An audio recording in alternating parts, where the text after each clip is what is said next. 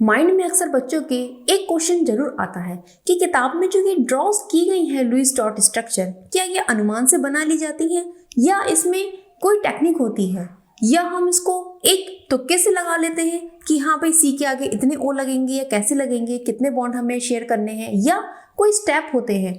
तो आइए आज की वीडियो में हम यही जानेंगे कि लुईस डॉट स्ट्रक्चर को बनाने के क्या रूल होते हैं, स्टेप बाय स्टेप हम इसको कैसे बनाते हैं। ये शायद ही आपने अभी तक पढ़ा हो, लेकिन आज आप इस चीज़ को जानोगे कि कैसे हम स्टेप बाय स्टेप कोई भी स्ट्रक्चर को कन्फर्मली बना पाते हैं। तो चलिए वीडियो को शुरू कर। Hello students, welcome to your channel chemistry सार।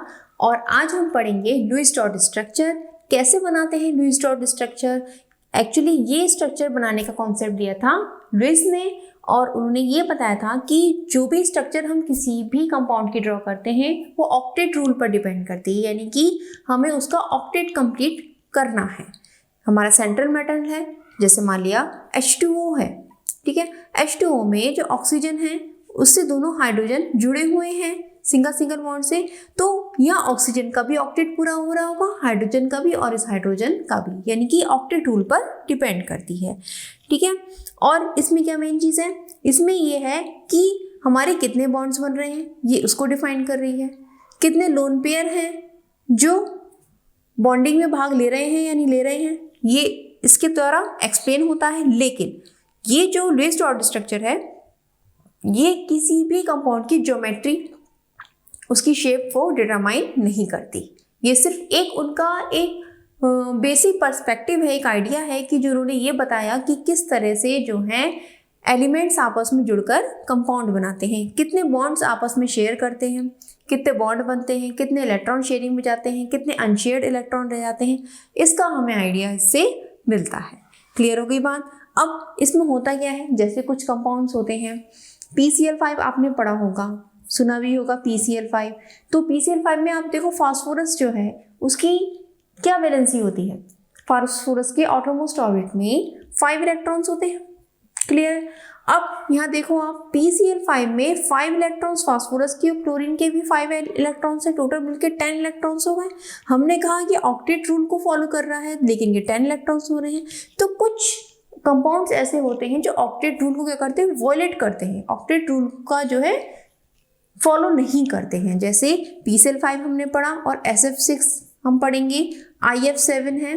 तो इसमें फास्फोरस, सल्फर और आयोडीन ये जो होते हैं कुछ केसेस में ऑक्टेट रूल को फॉलो नहीं करते हैं, ऑक्टेट जो है वॉलेट हो जाता है और इलेक्ट्रॉन आउटरमोस्ट ऑर्बिट में 8 से ज़्यादा हो जाते हैं, ठीक है। ये तो हो गया हाइपरवैलेंट कंडीशन, इसको हम क्या बोलते हैं, हाइपरवैलेंट।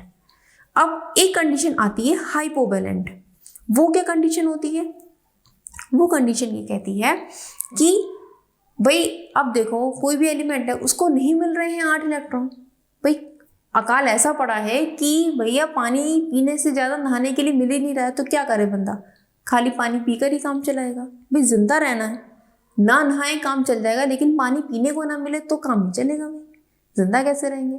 तो वो कंडीशन हो गई भाई हाइपोवैलेंट की। चलो कोई बात नहीं, 8 इलेक्ट्रॉन नहीं हो रहे तो हम कम में भी काम चला लेंगे, जैसे BF3 नहीं मिल रहे हैं हमें, कोई बात नहीं, बोरॉन के आटोमोस्ट ऑर्बिट में 3 है, फ्लोरीन के 3 है, 6 हो गए, भाई कोई बात नहीं, 6 से ही हम काम चला लेंगे। तो ये हाइपोवैलेंट वाली कंडीशन आती है। ऐसे भी कंपाउंड पाए जाते हैं और स्टेबल रहते हैं, वो एग्जिस्ट करते हैं वो। तो यहाँ पर क्या है, यहाँ पे ऑक्टेट रूल से थोड़ा हमें क्या मिलता है, एक्सेप्शंस मिलते हैं, ऑक्टेट रूल वॉलेट हो जाता है और हाइपोवैलेंट कंडीशन आ जाती है।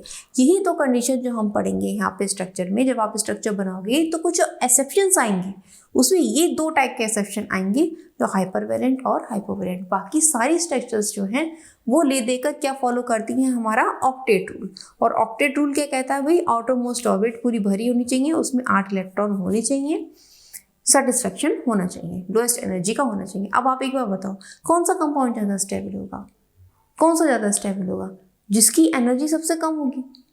भाई कोई बच्चा कब आराम से बैठा रहेगा, जब उसका पेट भरा होगा, भूखा होगा तो बेचारा खाने पीने की चीज़ों के पीछे ही नाचता रहेगा, होगा नहीं होगा। आप भूखे होते तो आप पढ़ाई हो पाती है आपसे, नहीं हो पाती ना, बेचैनी रहती है कि भाई पहले खाना खा ले, पेट भर ले, उसके बाद पढ़ेंगे आराम से बैठ के, नहीं हो रही पढ़ाई खाली पेट हमसे, नहीं करता दिमाग काम। यही हाल इनका है भैया कंपाउंड का।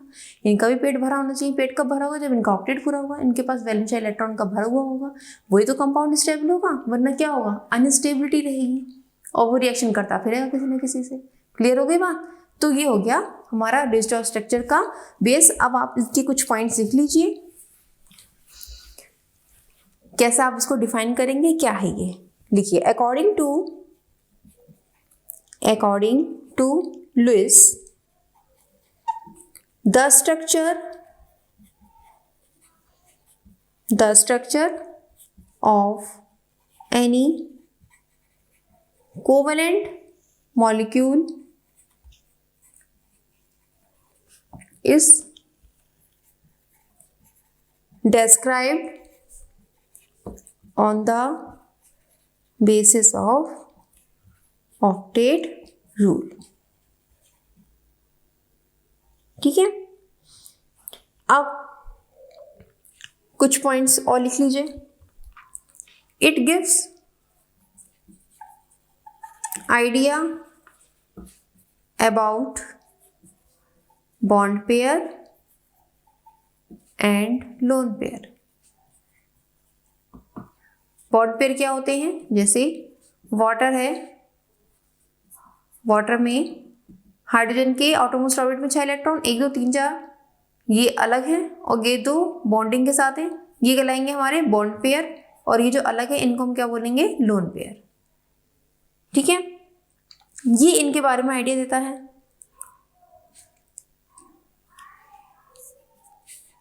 नेक्स्ट पॉइंट लिखिए।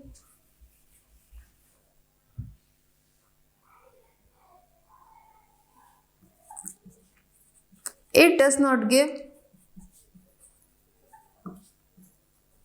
any idea about geometry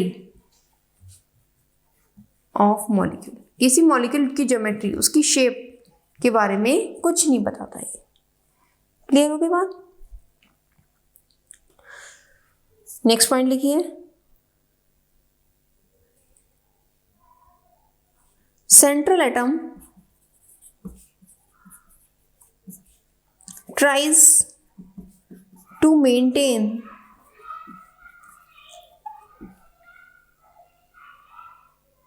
maximum covalency।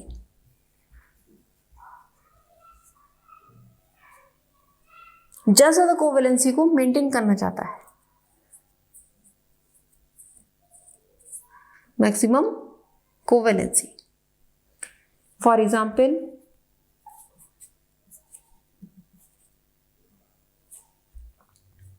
sulfur has maximum covalency 6, nitrogen की 4, फास्फोरस की 5 और ऑक्सीजन की 2। क्लियर? नेक्स्ट, इसको हम बोलेंगे हाइपरवैलेंट सिचुएशन।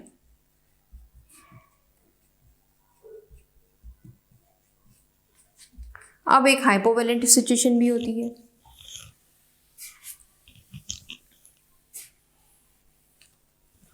भाई जब आपको पानी ज़्यादा मिलेगा तो आप कहोगे कि कोई बात नहीं, पीने के लिए नहीं है तो नहाने के लिए नहीं तो भाई थोड़ा एक्स्ट्रा हम स्टोर कर लेते हैं। वो हिसाब इनका है maximum covalency. If electron availability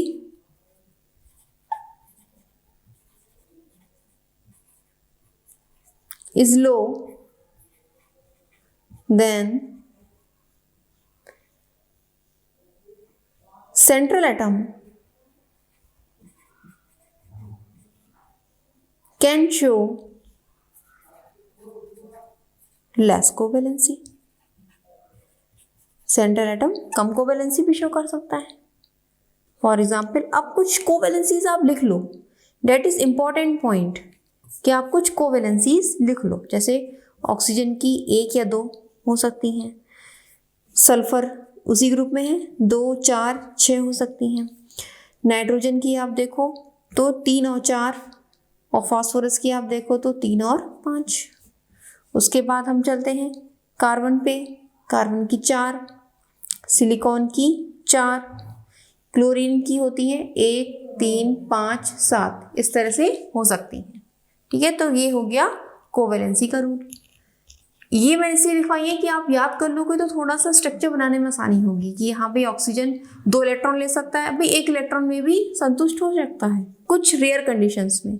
sulphur की मैक्सिमम कोवेलेंसी अचीव करना चाहता है 6, मैंने आपको बताया 3 आप याद रखो जो हाइपरवैलेंट होते हैं, ये आप कहीं ना कहीं नोट डाल के लिख लो। 3 एलिमेंट हमारे सल्फर, फास्फोरस और आयोडीन। ठीक है, ये हाइपरवैलेंट सिचुएशन को अचीव कर जाते हैं। ये आप लिख लोगे तो आपको याद रहेगी, तो कहीं भी एक्सेप्शन आए तो कोई दिक्कत नहीं आएगी। क्लियर होगी बात? तो ये तो हो गया हमारे है कि हम किस तरह से लुईस स्ट्रॉस स्ट्रक्चर बनाएं।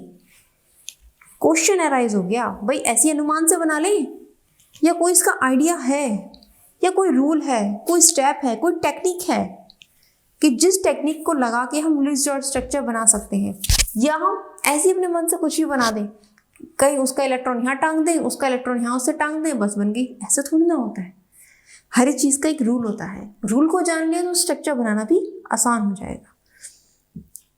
नेक्स्ट क्वेश्चन होता है how to draw Lewis dot structure. भाई कैसे बनाओगे Lewis dot structure, question raise हो गया। चलिए भाई अब ये भी देखते हैं कैसे लुईस डॉट स्ट्रक्चर बनती है। अब आप लिखिए इसके स्टेप 1। तो स्टेप 1 क्या है? सबसे पहले हम वैल्यू निकालेंगे x1 की। x1 क्या है? Total number of valence shell electron plus अगर कोई नेगेटिव चार्ज है माइनस अगर कोई पॉजिटिव चार्ज है। देखो नेगेटिव चार्ज जोड़ेंगे, पॉजिटिव चार्ज घटाएंगे। क्यों करते हैं ऐसा? नेगेटिव चार्ज अगर होता है तो इसका मतलब 1 इलेक्ट्रॉन है स्ट्रक्चर पे, तो हम उसे जोड़ देंगे। पॉजिटिव चार्ज यानी कि 1 इलेक्ट्रॉन निकल चुका है तो हम स्ट्रक्चर में से 1 इलेक्ट्रॉन घटा देंगे। ये होगी वैल्यू x1। ठीक है, अब सेकेंड पॉइंट,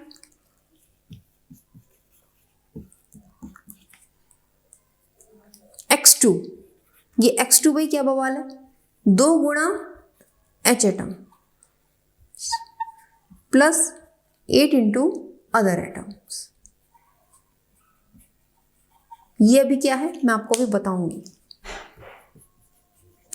एग्जाम्पल से समझेंगे ना। पहले हम स्टेप लिख लेते हैं। अब लिखा लेंगे हम x3। x3 क्या है हमारा? Number of shared electrons. Shared electrons के नंबर निकालेंगे भाई। कैसे निकालेंगे? इसमें हम क्या करेंगे? x2 माइनस x1 कर देंगे। क्या करेंगे? x2 माइनस x1, तो हमारे पास शेयर्ड इलेक्ट्रॉन आ जाएंगे। जब शेयर्ड इलेक्ट्रॉन आ गया तो नंबर ऑफ बॉन्ड पेयर निकालना मुश्किल है क्या? नंबर ऑफ बॉन्ड पेयर भी आ जाएंगे। पहले आप लिख लो, मैं आपको समझाती हूँ सब एक एक स्टेप बाय स्टेप करके।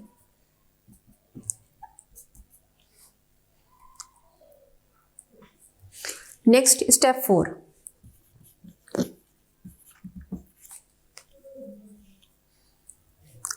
x3 x4 की वैल्यू, और x4 क्या है हमारा?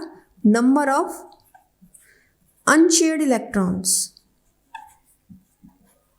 नंबर ऑफ अनशेयर्ड इलेक्ट्रॉन्स ये क्या होते हैं भाई? इसमें हम क्या करेंगे? ये जो हमारा शेयर्ड इलेक्ट्रॉन्स है यानी कि वैल्यू ऑफ x3, इसको हम इसमें से घटा देंगे x1 माइनस x3। ये हो गया हमारा। अब हमें यहाँ निकालने number of lone pair is equal to x1 minus x3 upon 2, यानी कि x4 बाई 2। क्या आ गया? x4 by 2। ठीक, अब ये है क्या बवाल जो मैंने अभी बताया? चलो भाई चलो, इतना लिख लिया आप लोगों ने। चलिए एक स्टेप और बचा है, उसके बाद मैं आपको क्लियर करती हूँ ये क्या है। उसके बाद हम करेंगे select central metal atom, centre metal atom. भैया सेंटर कौन सा है हमारा, वो भी कंपाउंड जो हमें दिया उसका सेंटर क्या है वो हमें सेलेक्ट करना है। अब ये कैसा होना चाहिए सेंटर मेटल एटम, ये कैसा होना चाहिए, चलिए इसको लिखते हैं।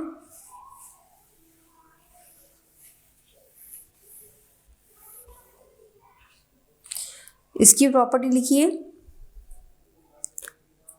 It must be least electronegative, ये मतलब इलेक्ट्रोनेगेटिव, लेस इन नंबर, संख्या में भी कम होना चाहिए। हाइड्रोजन जो है कभी भी सेंट्रल एटम नहीं बन सकता,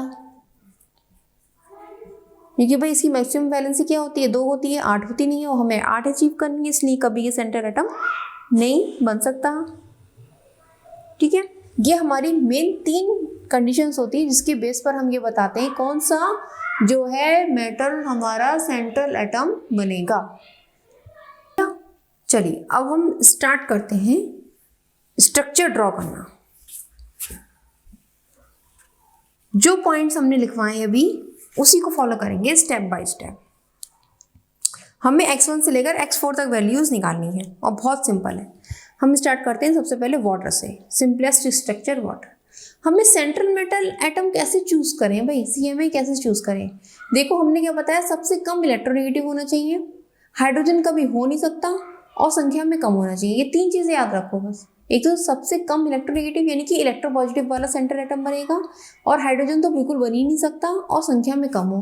अब ऑक्सीजन देखो, हाइड्रोजन तो बन ही नहीं सकता, ये तो कट गया, तो बचा क्या, ऑक्सीजन, पहली चीज। दूसरी चीज लीस्ट इलेक्ट्रोनेगेटिव, अब इससे कंपेयर मत करो, ये तो बन ही नहीं सकता, इसको तो आगे नहीं बनने की, तो बचा यही। ठीक है, और दूसरी बात संख्या में कम है भी कम, देखो ये एक ही और इसके मॉलिक्यूल 2 हैं, तो हमारा ऑक्सीजन सेंट्रल मेटल बनेगा।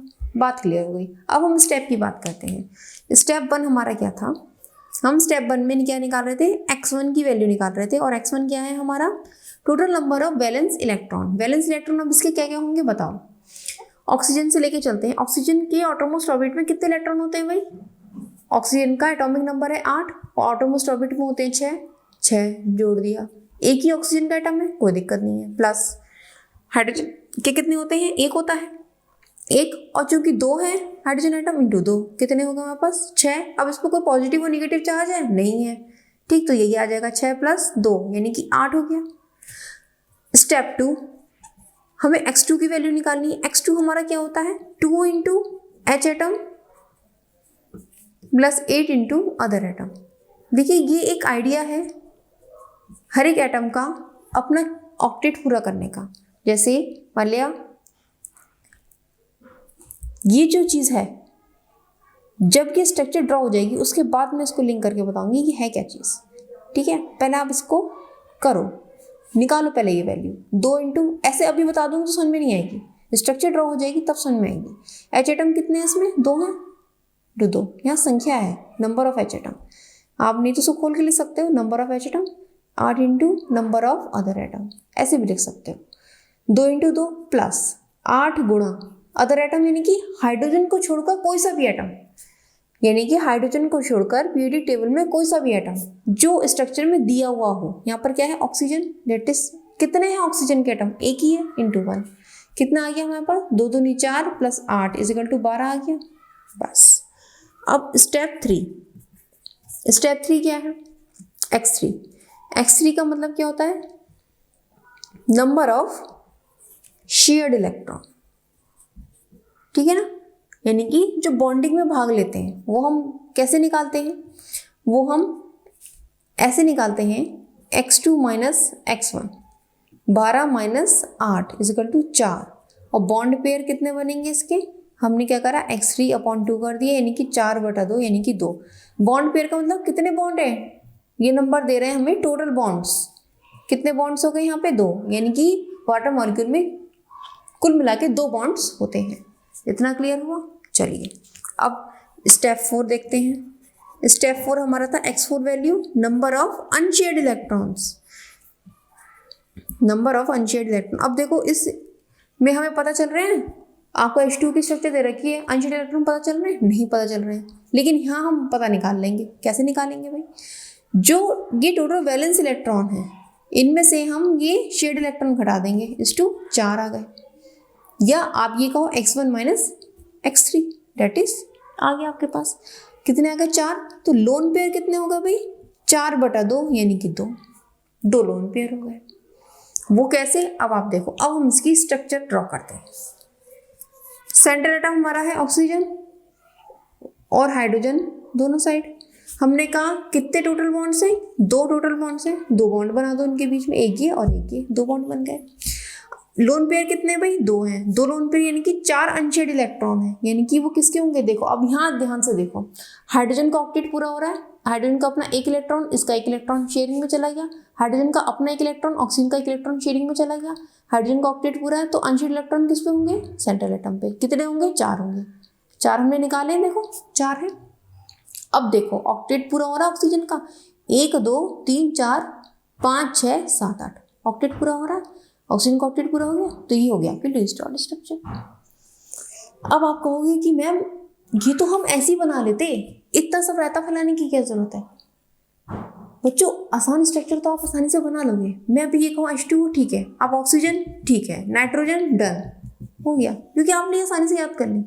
अगर अभी मैं आपको एक कॉम्प्लिकेटेड स्ट्रक्चर दे दूँ, SO3 बनाओ, H2SO4 बनाओ और उसमें कितने अनशेड इलेक्ट्रॉन है वो मुझे बताओ, कहाँ कितनी बॉन्डिंग होगी बताओ भाई बताओ। H3PO4 बनाओ, कंफ्यूज हो जाओगे आप, कहीं किसी को जोड़ोगे कहीं किसी से जोड़ोगे। लेकिन इस रूल के द्वारा आप कॉम्प्लिकेटेड से कॉम्प्लिकेटेड स्ट्रक्चर भी बना जाओगे, बशर्ते आपको 3 चीज़ें याद रखनी है, फास्फोरस, सल्फर एंड आयोडीन वो अपने ऑक्टेट को बढ़ा देते हैं, या बोरॉन है, बेरिलियम है, जिनके पास ऑक्टेट पूरा होने की कंडीशन नहीं हो रही है, तो वो कम इलेक्ट्रॉन में भी अपना काम चला लेते हैं। ठीक है, तो कुछ ये रेयर कंडीशन है, बाकी मोस्टली कंडीशंस में आप कैसे निकालोगे, कैसे पता लगाओगे कितने अनशेड पेयर्ड इलेक्ट्रॉन है, तो इस रूल के अकॉर्डिंग निकालते जाओगे। पहली बार में कुछ स्ट्रक्चर्स में आपको दिक्कत हो सकती है, वो क्यों होगी कि भाई थोड़ा लंबा मेथड है, इसको याद रखना और करना। जब आप निकालते जाओगे, आप मेरे साथ निकालते जाओ, मैं आपको काफ़ी सारे स्ट्रक्चर्स करा दूंगी, मेरे साथ निकालते जाओ स्टेप बाय स्टेप। ठीक है, तो आपको ये 4 स्टेप याद हो जाएंगे, बहुत ईजी लगेंगे आपको। क्लियर होगी बात। अच्छा, मैंने आपसे एक बात ये कही थी कि जब मैं स्ट्रक्चर बना लूँगी तब मैं ये बताऊँगी कि ये चीज़ क्या है, कि जो मैंने आपको बताई भाई, ये जो मैं पूरा मटेरियल बता रही हूँ ना कि ये JEE एडवांस लेवल का है, ये आपका है JEE एडवांस लेवल का, बहुत इंपॉर्टेंट है ये। ठीक है, वहाँ पे बताया जाता है, ये नॉर्मली नहीं बताया जाता, ये कंपटीशन का मैटर है जो मैं अब बता रही हूँ आपको, ये नॉर्मली इंटर में नहीं बताया जाता, ना इंटर में पढ़ा होता है, ये JEE एडवांस लेवल का मैटर है। ठीक है, इसलिए इसको ध्यान से समझ लीजिए, इसे कॉम्प्लिकेटेड से कॉम्प्लिकेटेड स्ट्रक्चर भी आप आसानी से बना सकते हो। वो कैसे, अब देखिए आप, ये जो चीज़ मैंने आपको बताई थी कि ये जो मैंने लिखा है व्हाट इज दिस, ये तो समझ में आ रहा है कि ये वैलेंस शेल इलेक्ट्रॉन है, सारे पूरी स्ट्रक्चर के टोटल वैलेंस शेल इलेक्ट्रॉन है। देखो 8 है नहीं है, 1 2 3 4 5 6 7 8, ये सारे हो गए, ऑटोमोस्ट ऑर्बिट के सब मिला के ये हो गए। ये क्या चीज़ है भाई। अब एक चीज़ जरा आप ध्यान से देखो, इसमें क्या चीज़ ध्यान से देखो, हाइड्रोजन का देखो पूरा, इसको मैं लुईस स्टोर्ड स्ट्रक्चर बनाती हूँ उसकी। अब मैं कैसी स्ट्रक्चर बना रही हूँ, लुईस स्टोर्ड स्ट्रक्चर बना रही हूँ। देखो ये ऑक्सीजन है, 1 2 3 4 5 6 सॉरी 5 और 6, ये 1 इलेक्ट्रॉन हाइड्रोजन का, ये 1 इलेक्ट्रॉन हाइड्रोजन का, यही है लुईस स्टोर्ड स्ट्रक्चर, एक्चुअली यही है स्ट्रक्चर। अब देखो हाइड्रोजन के ऑक्टेट पूरा होने के लिए कितने इलेक्ट्रॉन है, यहाँ 2, या हाइड्रोजन का ऑक्टेट पूरा होने के लिए कितने इलेक्ट्रॉन है, 2, मैं जोड़ती जाऊँ 2 + 2। ऑक्सीजन का ऑक्टेट पूरा होने के लिए कितने इलेक्ट्रॉन है, देखो पूरा हो रहा है ऑक्टेट, 1 2 3 4 5 6 7 8 + 8 कितने हो गए 12, ये वही 12 है। क्लियर होगी बात, ये वही 12 है। ये स्टेप 2 में जो x2 की वैल्यू निकालते हैं वो ये वैल्यू होती है। अब क्लियर हो गया। शेयर्ड इलेक्ट्रॉन वो है, हम इससे बॉन्ड पेयर निकालते हैं, कितने बॉन्ड्स बन रहे हैं हमारे। अनशेयर्ड इलेक्ट्रॉन से हम ये लोन पेयर ऑफ निकालते हैं, कितने हो रहे हैं। अब जब आपको बॉन्ड पता है कितने बन जाएंगे, आपको लोन पेयर पता है कितने बन जाएंगे, तो आप स्ट्रक्चर बना लो आसानी से।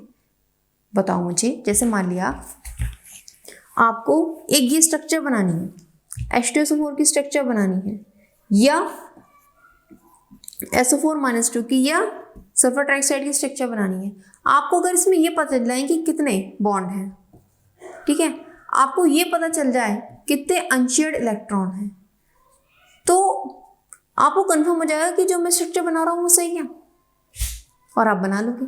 लेकिन जब आपको यही नहीं पता है कि स्ट्रक्चर में कितने बॉन्ड होंगे और कितने सिंगल बॉन्ड, कितने डबल बॉन्ड होंगे, कितने अनशेयर्ड इलेक्ट्रॉन होंगे, तो आप कैसे बना पाओगे? नहीं बना पाओगे ना। इसलिए हम ये रूल पढ़ते हैं ताकि हम किसी भी स्ट्रक्चर को ईजिली बना सकें और हम उसमें श्योर हो सकें कि वो स्ट्रक्चर हमने जो बनाई है वो सही है। क्लियर होगी बात? चलिए अब नेक्स्ट लेते हैं।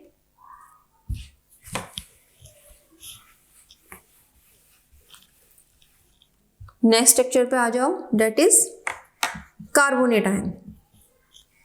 अब इसे कैसे ड्रॉ करेंगे? चलिए पहले हम क्या निकालें, स्टेप 1 हमारा वैलेंस शेल इलेक्ट्रॉन x1 की वैल्यू कितनी आ जाएगी, कार्बन के कितने एटॉम्स ऑर्बिट में 4 प्लस 3 इंटू 3 ऑक्सीजन है ना, ऑक्सीजन के कितने होते हैं 6 प्लस कितने नेगेटिव साइन है 2 2 इलेक्ट्रॉन हम और जोड़ेंगे। कर लो भाई,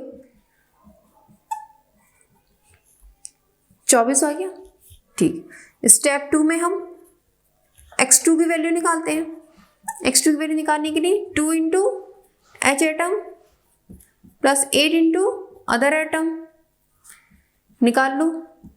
H एटम कोई है नहीं है, तो ये 0 की वैल्यू प्लस 8 गुणा अदर एटम कितने हैं भाई, 1 C और 3 O, 4 हो गए, 32 हो गया। स्टेप 3 शेयर्ड इलेक्ट्रॉन x3 कितने आ गए भाई, 32 में से 24 घटा दिए, 8 बचे, और बॉन्ड पेयर हमारे कितने हो जाएंगे 8/2 यानी कि 4। स्टेप 4 की बात करें, स्टेप 4 में अनशेयर्ड इलेक्ट्रॉन हमें निकालने हैं। अनशेयर्ड इलेक्ट्रॉन यानी कि x4 की वैल्यू, और x4 की वैल्यू कितनी होगी 24 में से हम ये 8 घटाएंगे, वैलेंस इलेक्ट्रॉन में से हम शेयर्ड इलेक्ट्रॉन घटाएंगे, 16 बचा। लोन पेयर कितने हो गए, इसको 2 से भाग कर दो, 8। क्लियर हो गया बात? जोड़ा निकालना है ना, तो 2 से भाग कर दो, 8। तो कहने का मतलब क्या है, हमारे पास बॉन्ड कितने आ गए भाई 4 अब इसमें बॉन्ड कितने बनेंगे भाई, 4 बॉन्ड बनेंगे। और लोन पेयर कितने होंगे भाई, 8 होंगे। ठीक, बॉन्ड कितने हैं हमारे पास 4, और लोन पेयर हमारे कितना आ गया फाइनली 8। चलिए अब स्ट्रक्चर बनाते हैं। ये कार्बन, एक ऑक्सीजन, एक ऑक्सीजन, एक ऑक्सीजन, बॉन्ड पेयर हमें कितने पता है 4। अगर ये नहीं पता हो तो आप कितने बनाओगे 3, इसलिए पढ़ते हैं हम, इसलिए हम ये फॉर्मूला लगाते हैं। अब 4 हो गए, ठीक है।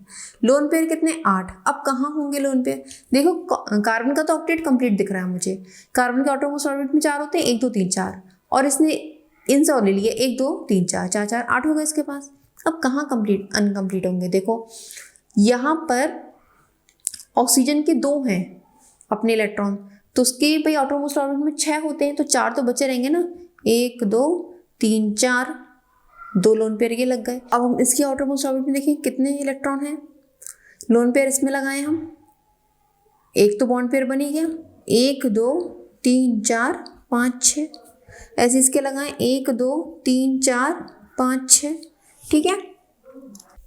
अब इस पे एक कॉन्सेप्ट और आता है, वो है फॉर्मल चार्ज का, क्योंकि क्वेश्चन ये अराइज होता है कि हम चार्ज किस एटम पर होगा, कौन से ऑक्सीजन एटम पे चार्ज होगा। -2 चार्ज है, मैं इस पे लगाऊं या इस पे लगाऊं या इस पे लगाऊं, कैसे पता लगाएंगे, ठीक है। चलिए अब इसके लिए हम एक फॉर्मूला लिखते हैं फॉर्मल चार्ज का। फॉर्मल चार्ज क्या होता है, फॉर्मल चार्ज किसी भी इंडिविजुअल एटम पर पाए जाने वाला चार्ज कहलाता है फॉर्मल चार्ज। पूरी इस स्ट्रक्चर पर चार्ज -2 है, लेकिन किसी एक एटम पर चार्ज कहलाएगा फॉर्मल चार्ज। 4 एटम है नहीं इसमें, एक कार्बन का 3 ऑक्सीजन के, उसमें किसी एक एटम पे चार्ज कहलाएगा फॉर्मल चार्ज। अब इसका फॉर्मूला लिखो आप, number of valence shell electron, number of valence shell electron minus number of bonds of that atom, number of bonds of that atom minus number of unshared electron of that atom. यहां पर ये बात ध्यान रखनी है, हम एक valence shell electron ले लेंगे, number of bonds of that atom, उस एटम के बॉन्ड्स देखेंगे कि वो एटम कितने बॉन्ड बना रहा है, और उस पर कोई अनशेड इलेक्ट्रॉन है, एक भी अगर इलेक्ट्रॉन हो तो हम उसको काउंट कर लेंगे। क्लियर हो गई बात? चलो अब हम शुरू करते हैं। फॉर्मल चार्ज निकालने के लिए पहले हम नाम देते हैं इसको 1, 2, 3 एंड 4। ये हमारे पास 4 एटम हो गए। ठीक है, हम सबसे पहले किस पे निकालेंगे? कार्बन पे निकालेंगे। कार्बन हमारा पहला है। फॉर्मल चार्ज के लिए वैलेंस शेल इलेक्ट्रॉन कितने भाई इसके पास? 4 होते हैं। माइनस कोई बॉन्ड है भाई, 4 बॉन्ड बना रहा है, -4, माइनस कोई अनशेड इलेक्ट्रॉन है, कोई नहीं है, यानी कि कोई चार्ज नहीं। फॉर्मल चार्ज कितना आ गया? 0।